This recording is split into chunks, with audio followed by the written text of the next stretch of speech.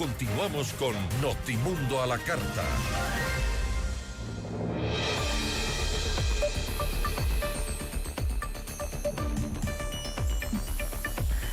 Acción Democrática Nacional, ADN, cuyo líder es el presidente Daniel Noboa, alcanzaría 68 curules de los 151 puestos que habrá en la nueva Asamblea Nacional hasta el momento. Si bien sería la primera fuerza política, ¿cómo se perfila la política en el país con dos fuerzas masivas a la cabeza de la Asamblea? La entrevista a la carta, en diálogo directo con los protagonistas de los hechos. Nos acompaña a esta hora Ricardo Noboa, él es abogado y analista político. Ricardo, ¿cómo está? Muy buenas tardes, gracias por acompañarnos. ¿Qué tal? ¿Cómo van? Buenas tardes. ¿Sí me escuchas bien? Sí, le escucho perfectamente bien. Muchísimas gracias. A ver, analicemos un poco, ¿no? ADN sería el bloque con más integrantes en el Parlamento para el periodo 2025-2029. Entre los candidatos que alcanzaron un puesto constan la madre del jefe de Estado, Anabela Asim, el exministro de Turismo, Niel Solsen, la exministra de Ambiente, Sade Fritzi, el exasambleísta y exviceministro de Gobierno, Esteban Torres, y también Diana Jácome. El correísmo se configura como la segunda fuerza política en el legislativo. La Revolución Ciudadana y Reto, una organización política aliada, obtendrán 65 puestos entre los nuevos asambleístas que van a estar en este bloque. Aparecen el exconcejal de Guayaquil, Raúl Chávez, y el exministro del correísmo, Ricardo Patiño. Más o menos así se va a configurar la asamblea. Ahora, gane quien gane, Ricardo, va a ser un momento difícil. ¿Cómo va a ser gane quien gane para la presidencia de la Asamblea? ¿Cómo va a ser la gobernabilidad con este panorama? A mí no me molesta que haya bloques en la Asamblea que representen al electorado potente, a los votos de la gente.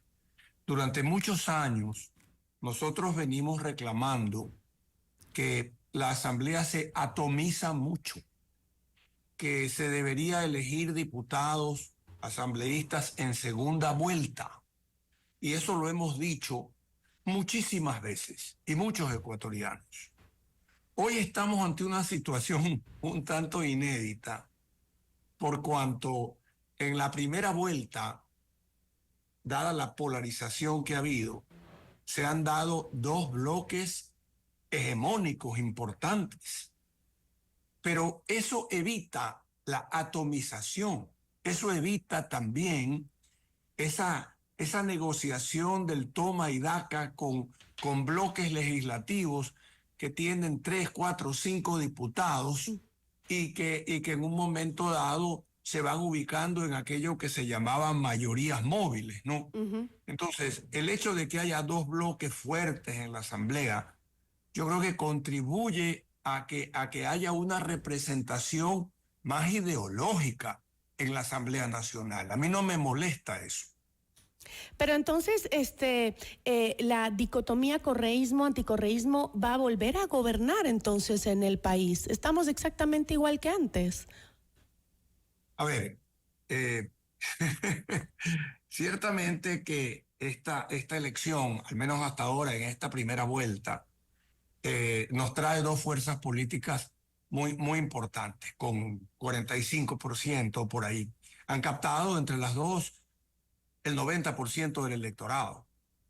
Entonces, más allá de que sí va a haber un correísmo o anticorreísmo, al menos en la teoría, pero en la práctica hay algo real.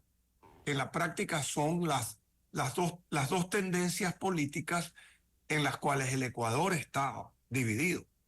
Una tendencia de centro-derecha y una tendencia de centro-izquierda o de izquierda radical, dependiendo de quienes representen al correísmo. Hay representantes del correísmo que no están ubicados dentro de esa izquierda radical, como la prefecta provincial del Guayas, por ejemplo, así se la percibe. Y hay otros que sí son sumamente radicales, como Ricardo Patiño, que va a ser asambleísta, y algunos más. Entonces, sí hay un enfrentamiento ideológico importante, el que se puede dar en la Asamblea entre las dos maneras de pensar que tenemos los ecuatorianos y que la hemos tenido desde hace mucho tiempo.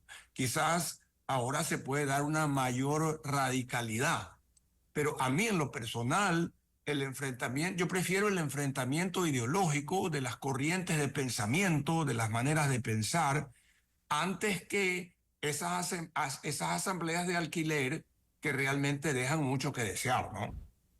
Pero bueno, a veces no necesariamente es la ideología la que pesa en los enfrentamientos en en el legislativo, ¿no? Hemos visto que a veces pesa más bien las, digamos,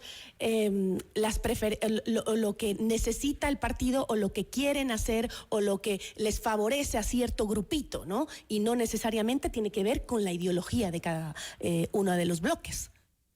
Claro, pero es más fácil caer en esa situación que tú narras cuando tú tienes una asamblea enormemente fragmentada.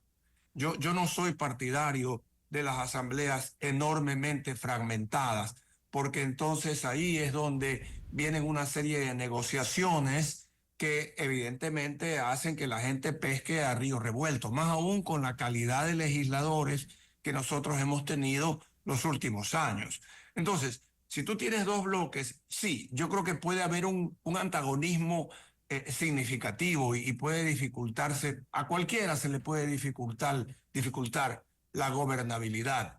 Pero de todas maneras, cuando un bloque, cualquiera que llegue a ganar la presidencia de la República, tiene un número de legisladores altamente importante, pues yo creo que se va a ver beneficiado cualquier presidente de la República con un número de legisladores significativo que también sirva como una especie de bloqueo ante los eventuales juicios políticos que se pueden dar. Porque para un juicio político siempre se requieren 2/3 partes. Y si tú tienes un bloqueo a través de un número de legisladores importante, pues entonces esas posibilidades que atentan contra la estabilidad del país, como pasó en el gobierno de Guillermo Lasso, es más difícil que se den, ¿no? Uh-huh.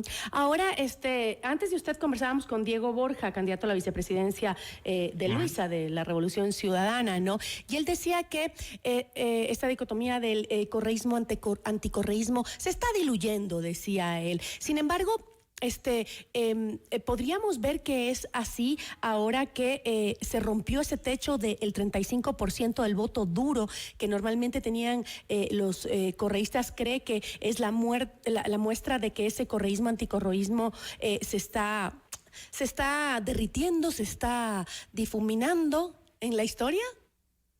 Bueno, pero es que la dicotomía correísmo-anticorreísmo ha sido muy impulsada por el correísmo.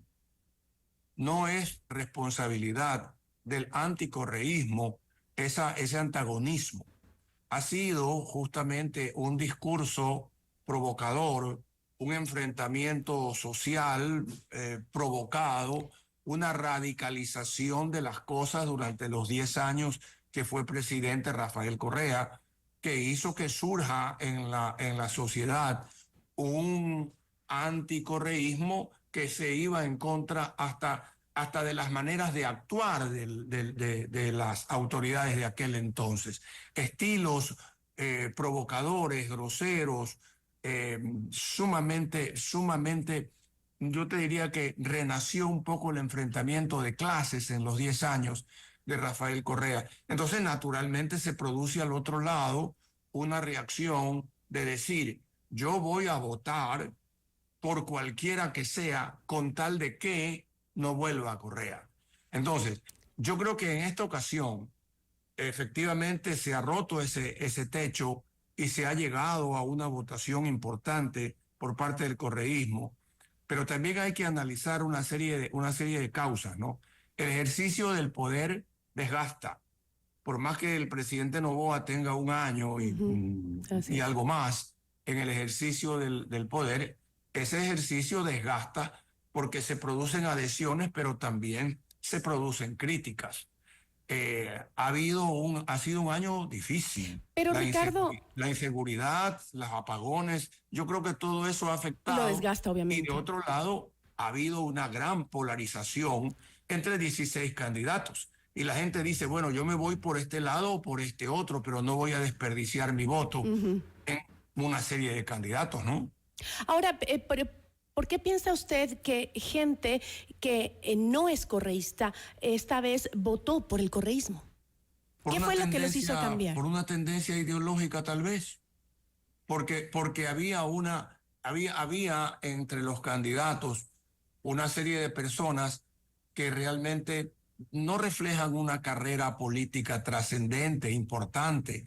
Del centro hacia la izquierda, salvo por el Leonidas Issa, que es un candidato que representa al indigenado y tiene aproximadamente el 5%, pero no ha habido candidatos ideológicos importantes en el centro izquierda. Entonces es posible que haya habido una adhesión a este grupo político que, dicho sea de paso, tiene también muchas autoridades seccionales.